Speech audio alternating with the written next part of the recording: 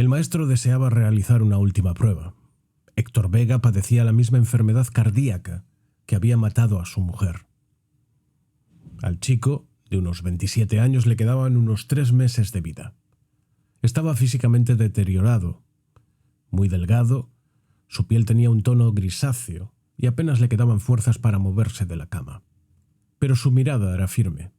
Demostraba una entereza mayor de la que yo hubiera tenido, conociendo tal noticia. Cierto es que era un chaval peculiar. Llegó vestido de negro de la cabeza a los pies, muñequeras de cuero tachonado y grotescos anillos en casi todos sus dedos. Un estilo similar al de nuestras excelentes ayudantes, llevado al extremo. En sus ojos resaltaban unas lentillas de color amarillo y se había afilado los colmillos. Pude leer con calma sus informes médicos y psicológicos. Su terapeuta lo describía como un joven brillante, aunque solitario, introvertido y de gustos y aficiones siniestras.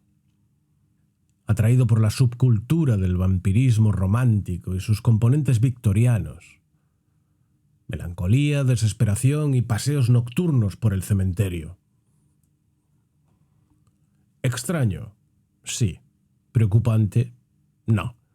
Katrina y Elizabeth, que incluso se habían cambiado sus nombres reales, eran prueba de ello. Pero no todas las mentes son iguales. No todas se enfrentan de la misma forma a la muerte o a la vida. El chico no fue consciente de nada. Ya estaba en coma cuando entró al quirófano. No merece la pena detallar la intervención, pero sí describiré más a fondo el instrumento responsable de la magia en su versión 2.0, el detonador. Su exterior era bastante rudimentario, aunque de tamaño considerable, ya que necesitaba un pequeño reactor nuclear para generar 1,21 gigavatios de potencia en una fracción de segundo. Sus controles no eran más que unas cuantas palancas, medidores e interruptores, la mayoría analógicos. Desconozco si era por necesidad. La mayoría destinados a controlar y revitalizar el cerebro y sus funciones. La cuestión con mucho más importante: voltajes, frecuencias, composición del líquido cefalorraquídeo.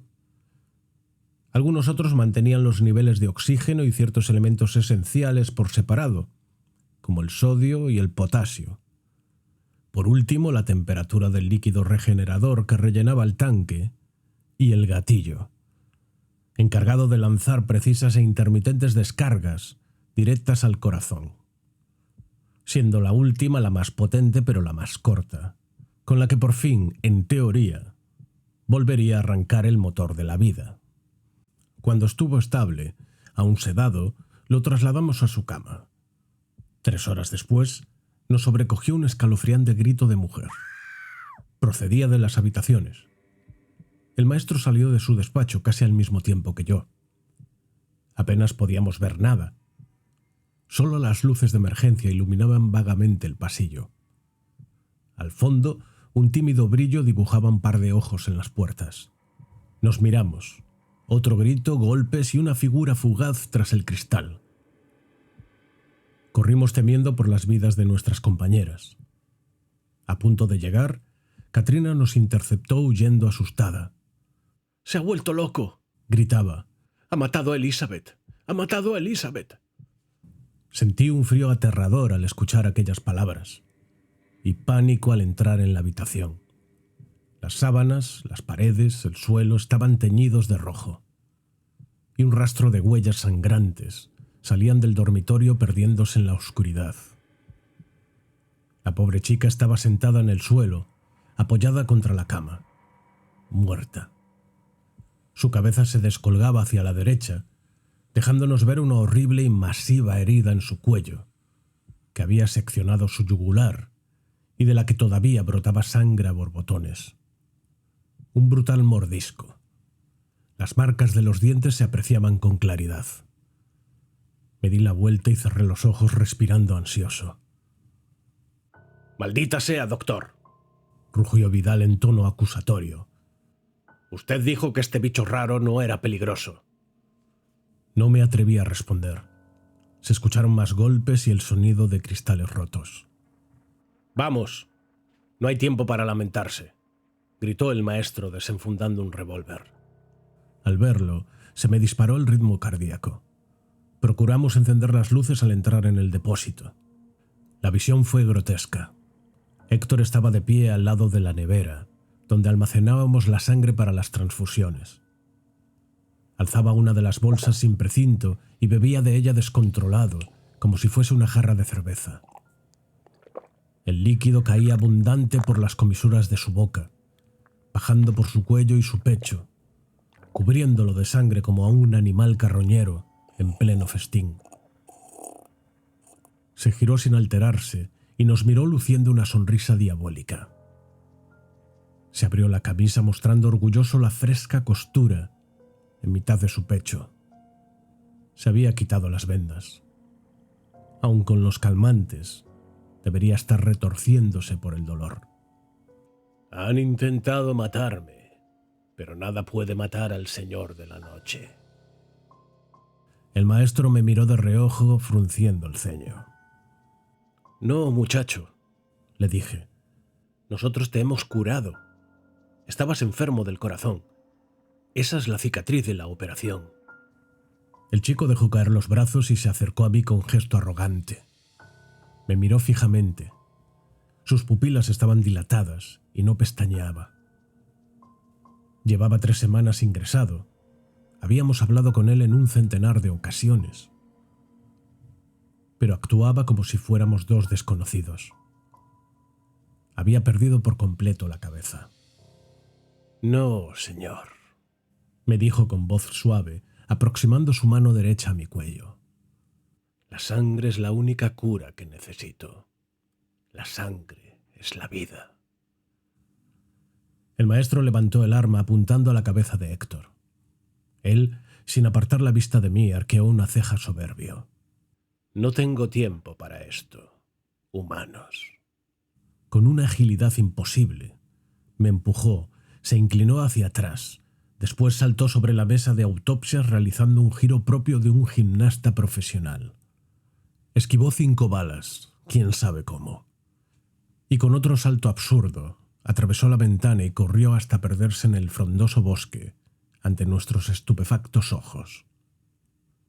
Hubo un largo silencio antes de que el maestro hablase furioso y tan asustado como yo.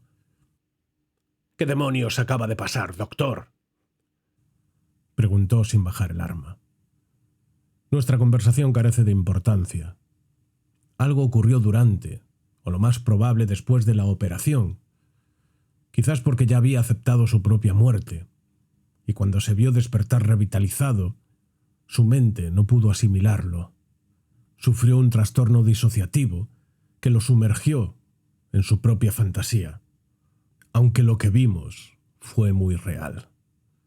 Aquella noche creamos y liberamos a un monstruo enfermo que acabó por cometer 17 terribles crímenes, de los cuales fuimos en parte responsables. Aquella triste noche, mientras preparábamos el cuerpo y la sepultura de la joven Elizabeth, la culpa me arrolló como un tren en marcha. Tardamos meses en superarlo y volver al trabajo. Decidimos entonces hacer nuestro primer intento de devolver la vida a un cuerpo muerto. Para evitar más desagradables sorpresas, estudiamos exhaustivamente el historial del paciente antes de empezar. Preparamos el quirófano con extremo cuidado. Para el proceso completo se necesitaban un amplio número de dispositivos, algunos diseñados y desarrollados por el maestro a lo largo de los años, aunque el más importante era su detonador. Estábamos seguros de la eficacia de la mayoría de los componentes, pero debido a las experiencias previas, realizamos la operación con los nervios y las meteduras de pata propias de un par de becarios. 12 horas después, el paciente daba señales de vida, cosa que en principio podría parecer un éxito rotundo, y lo hubiese sido si su única actividad vital durante casi 4 días no se resumiese en unas potentes y duraderas erecciones cada vez que alguno de nosotros entraba en su habitación. Ridículo.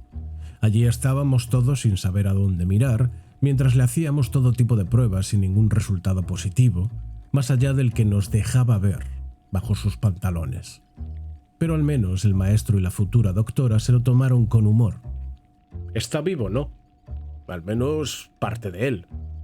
Es un comienzo, doctor. Claro que sí, maestro.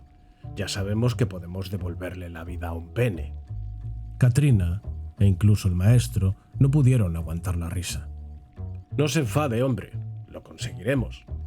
Ciencia y paciencia no son dos palabras tan similares por casualidad. Nuestro cuarto paciente era realmente complejo. Robert Parker, varón de 54 años, exagente de policía, herida de bala en la cabeza, pérdida de masa cerebral, 6 meses en coma inducido. Si lo lográbamos, nuestros nombres quedarían grabados para la posteridad, junto a los de Hipócrates, Fleming o Freud. El maestro y su trabajo serían referentes de la medicina moderna. La operación fue extremadamente delicada, pero al mismo tiempo fascinante. Todos estábamos nerviosos, comprensible. Me fijé en cómo 3 o 4 gotas de sudor resbalaban por la sien del doctor. Sentía la presión como cualquier otro ser humano. Pero ya asomaba en su rostro esa mirada tenaz e impetuosa que solo los llamados genios poseen. El centro del quirófano estaba iluminado por un potente foco de luz blanca que resaltaba las toscas formas de la máquina de retorno del maestro. A nuestro alrededor solo veía siluetas negras. Me estremeció el silencio justo antes de empezar. Cualquiera puede imaginarse los sonidos de una sala de operaciones. El siseo de la bomba de oxígeno, centrifugado, pulsaciones, presión arterial y algún otro pitido acompasado. Pero eso sucede cuando el paciente está vivo. ¿Pero qué se escucha cuando el paciente está muerto? Interruptores, botones y un lento burbujeo. Un lento burbujeo y el grave palpitar de la electricidad almacenada en el núcleo del reactor. Fue Katrina quien dio la señal. Un escalofrío me hizo apretar las manos y resoplar. Fue rápido. El cerebro y la médula espinal del paciente fueron extraídos de su cuerpo, como las raíces de una planta, a través de una incisión en su columna, una vez separado el cráneo de su cabeza. Introducidos después en un tanque rebosante de una solución salina regenerativa, compuesta de aminoácidos específicos y una serie de sustancias en la concentración adecuada, cuya receta solo conocía el maestro alquimista. Situado a unos 90 centímetros del suelo, el recipiente contaba con un par de agujeros a cada lado para acceder al interior, protegidos por una fina capa de látex. En su parte superior, docenas de cables de diferentes voltajes mantenían la actividad neuronal. Fue algo increíble. El cerebro seguía vivo mientras lo preparábamos. Jamás se había hecho nada como aquello. Cientos de minúsculos filamentos colgaban flotando en el líquido anaranjado. El más asombroso sistema de comunicación de impulsos creado por la naturaleza. No hace falta decir que el cerebro es un órgano demasiado complejo como para replicarlo de forma sintética. Sería estúpido intentarlo. Pero pudimos implantar un estimulador, otro ingenio del maestro, que según él favorecería a la regeneración y a la autoorganización de las células, algo vital en el proceso que normalmente ocurre de forma orgánica. Después volvimos a introducir el sistema reparado en el cuerpo de Parker y a este en el tanque. El maestro, tras nuestro primer intento fallido, reajustó el detonador, la intensidad de las descargas y la composición del fluido, y dio instrucciones muy específicas a su ayudante para las siguientes horas. Y mientras tanto, bajo las tenues luces del quirófano que nos alumbraban como el fuego de una hoguera, no podía dejar de mirar a Katrina. Y comento esto porque aquella antinatural lujuria que me hacía sentir culpable parecía ser una parte del oscuro hechizo que poco a poco nos envolvía como una densa bruma. Tras 6 interminables horas, aquel hombre abrió los ojos. Miré al maestro asustado y sonriente al mismo tiempo. Me devolvió la mirada con una mueca infernal, pero no dijo nada. Sin duda, controlaba sus emociones mejor que yo. No era suficiente con que estuviese vivo. Comenzó a hacerle las pruebas rutinarias que le harían a cualquier paciente de una situación similar. Reflejos visuales y auditivos, presión, movimiento de las extremidades y varias analíticas, orientación espacial y temporal. No podía creerlo. El sujeto reaccionaba a todos los estímulos, aunque estaba profundamente aturdido. «Apriete mi mano si me escucha», le dijo el maestro. Él lo hizo. «¿Sabe quién es?». Asintió con la cabeza ligeramente. «¿Sabe qué le ha sucedido?». Movió la cabeza de lado a lado. «Está bien», contestó el maestro sonriente. «Ha tenido un accidente. Está en el quirófano de un hospital a las afueras de Vigo». El tipo abrió los ojos y sus constantes vitales se dispararon. No se preocupe. La operación ha sido un éxito. En unos días estará como nuevo. Ahora le ayudaremos a descansar». Katrina le inyectó un sedante suave. El maestro sonrió victorioso. Sus ojos brillaban llorosos con una inusual ternura. Nos indicó que lo acompañásemos. Salimos de la habitación y nos reunimos en la sala 2. Se detuvo, se dio la vuelta y nos miró a los dos asintiendo orgulloso. Tras una larga pausa dijo: «Lo hemos conseguido, amigos». Apretones de mano, besos, abrazos y felicitaciones de unos a otros. Champán y un brindis. También hubo tiempo para recordar a la pobre Elizabeth y derramar algunas lágrimas por ella. «Por el éxito», exclamó el maestro. «Señor, señorita, acabamos de cambiar el mundo. En breve formaremos parte de la historia médica. Y todo ha sido gracias a vuestro esfuerzo». «No, maestro», contesté emocionado. «Es su prodigiosamente la que nos ha traído hasta aquí». «Gracias, amigo. Pero todos habéis aportado algo y os habéis arriesgado por esta ambiciosa causa. No obstante, las siguientes 72 horas serán críticas. Será entonces cuando sabremos si todo ha merecido la pena o no. Sea como fuere, merecemos un descanso en condiciones. Nos tomaremos el resto del día libre». Así lo hicimos, todos menos él. El maestro se quedó velando por su paciente, controlando cada hora sus constantes vitales, haciéndole más análisis, electros y TACs, para asegurarse de que se recuperaba sin complicaciones. Lo vi a través de una de las ventanas del laboratorio. Me acerqué con la intención de decirle algo. Él también debería descansar. Pero cuando estaba a punto de llamar a la puerta, noté una mano rodeando uno de mis brazos. Era la perturbadora Katrina. Me miró con una pícara sonrisa. Me cogió de la mano y me arrastró a una de las habitaciones. Cuando entramos, la luz estaba apagada. Ella se adelantó y yo me giré para pulsar el interruptor. Al encenderse la luz, allí estaba. El pecado recibiéndome extendiendo los brazos. Hechizado, no pude resistir la tentación, acercándome embelesado hasta estar a solo 1 centímetro de su tersa piel. Por unas horas, mientras sentía su calor, el contacto de sus labios contra los míos, y mis dedos descendían lentamente por su cuerpo, acariciando sus mejillas, su cuello, sus pechos y sus caderas, fui capaz de olvidar mi dolor.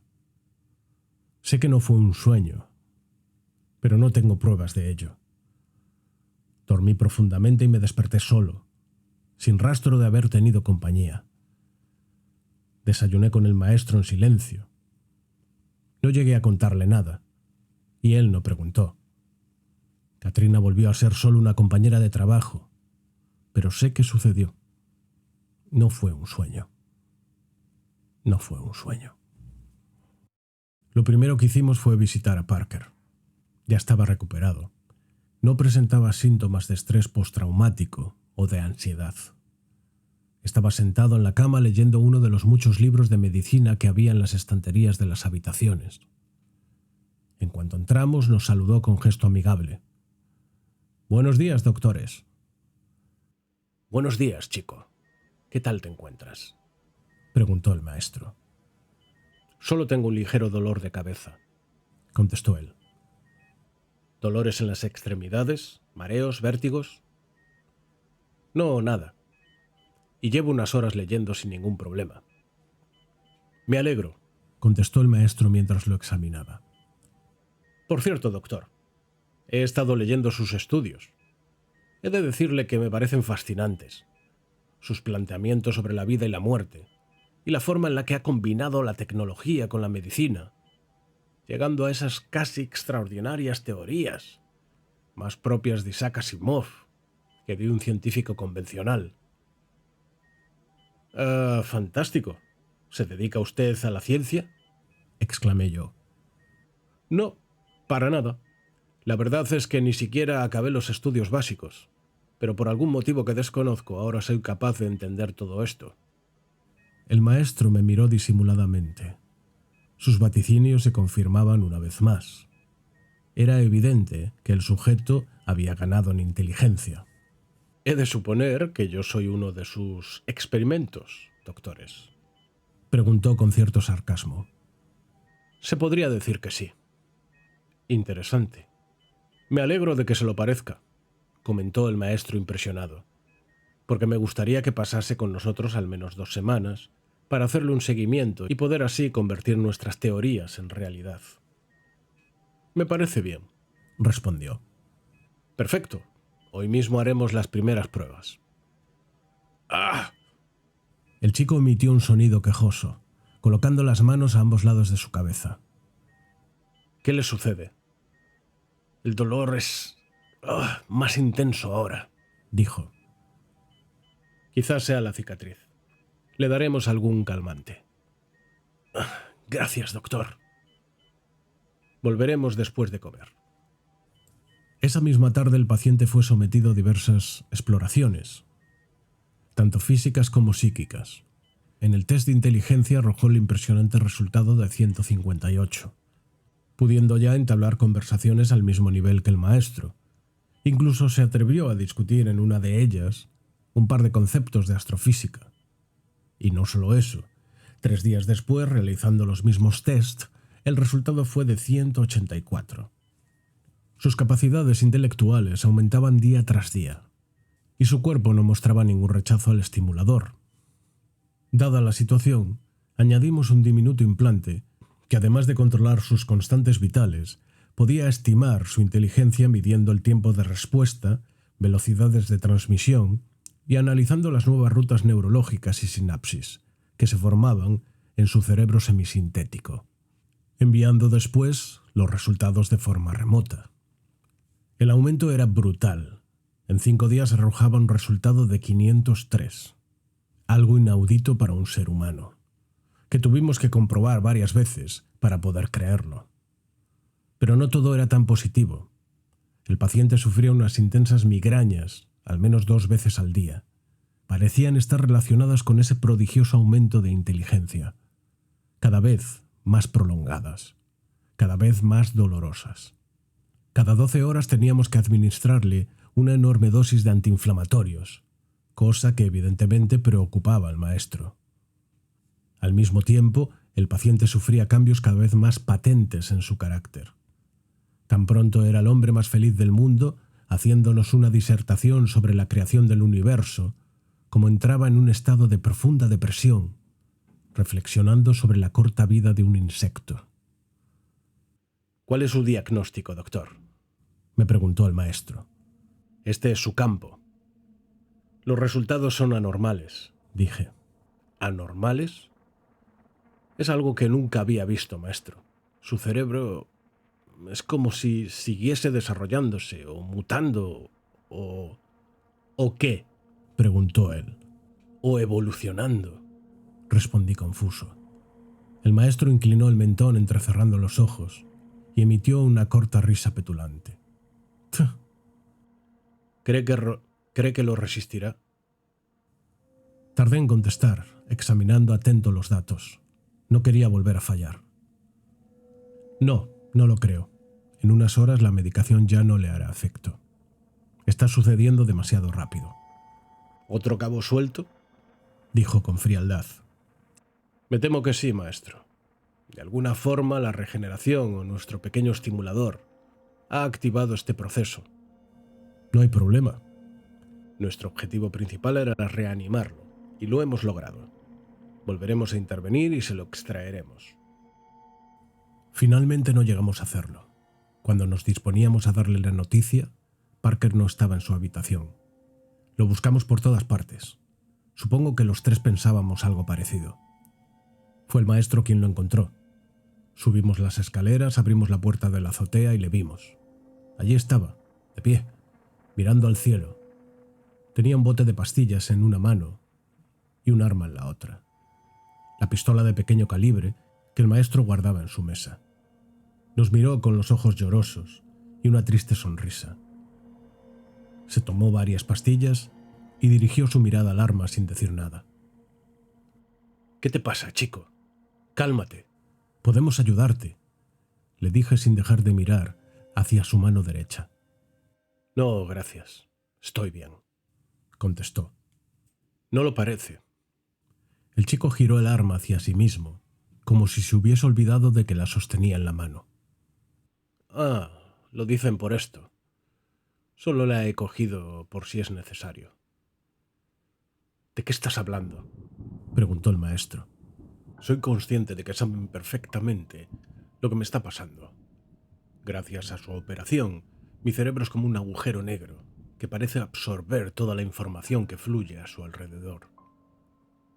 Por si se lo están preguntando, sí, es agotador. En ningún momento, ni siquiera durmiendo, deja de funcionar del todo.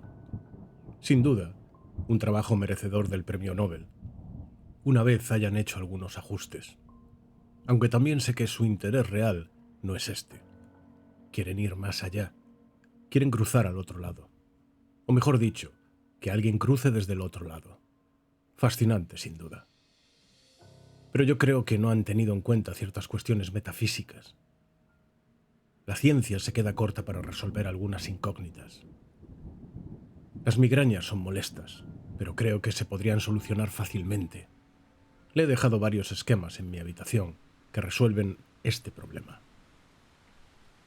¿Vas a alguna parte?, le preguntó el maestro. Doctor, ¿alguna vez se ha hecho preguntas más allá de sus intereses científicos? Es decir, en su investigación para remediar algo tan inevitable como la muerte, ¿se ha preguntado, por ejemplo, qué pasa después? No hablo de túneles y luces blancas. Simplemente, ¿qué pasa una vez todo se apaga? ¿Cree que somos como un simple ordenador?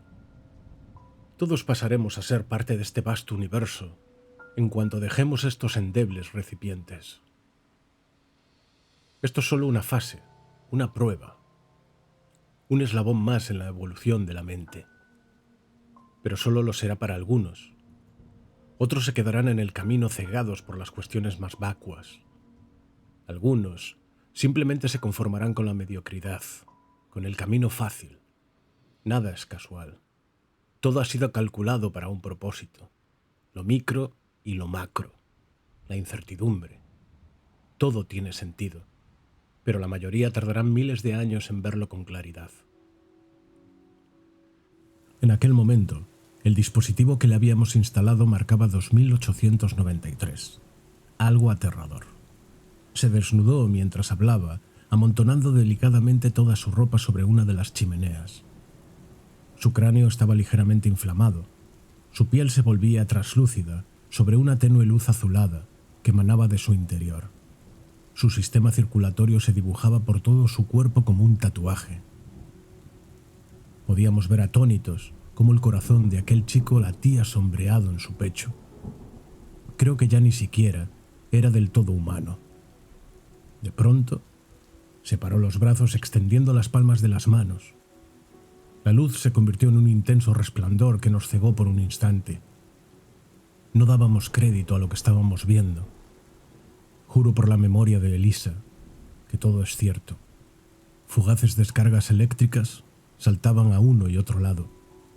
Sentimos su efecto junto a un calor palpitante. El cuerpo del chico se elevó unos 45 centímetros por encima del suelo. En nuestra presencia, el cielo pareció corresponder a la llamada, dejando caer una repentina lluvia de estrellas. Entonces su cuerpo se agitó como electrocutado. ¡No! Grité corriendo hacia él. Pero el chico me miró sonriente, feliz, diría yo, y con un gesto tranquilizador me dijo: No se asuste, doctor. Es lo que debe ser. El siguiente paso es la trascendencia. Por último, aquella luz brilló con mayor intensidad mientras su cuerpo se descomponía lentamente a nivel molecular y desaparecía fusionándose con el resto de luminarias que adornaban el cielo para, como bien dijo él, formar parte de nada y de todo.